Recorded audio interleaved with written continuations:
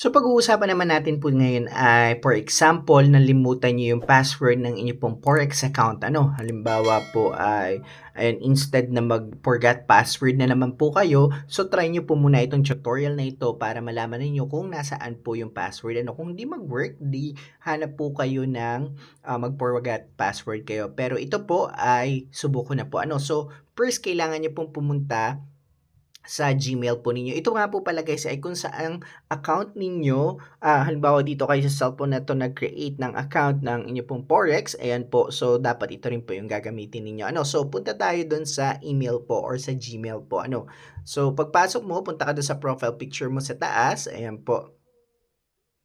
Pindutin mo yon. And of course, punta ka sa Google account.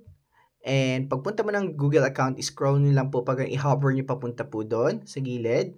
So, hanapin nyo yung security. Pag pindot nyo ng security, baba po kayo. Makikita nyo po dyan yung, ayan po, password manager. Pindutin nyo po siya. Ayan po, ano, yung password manager. Pindutin nyo po and hanapin nyo po dito yung inyo pong account. Ano, so, yung app, sorry. Ayan po. For example, ay MetaTrader 4, Forex Trading po. Pindutin nyo yan. 7 accounts po. And of course, kailangan natin ng password. Ayan po, ano, makikita nyo po dito yung mga, ano po, ano, ayan, kailangan nyo lang po i-click. Ito po kasi yung account number, ano, yung parang kung ano baga, parang email po, ayan, or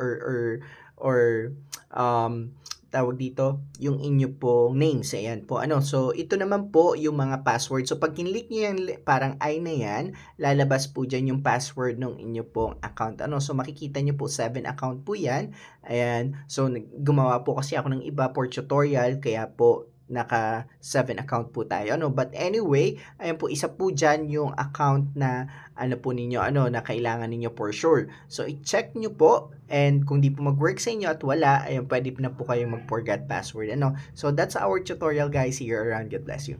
Thank you so much.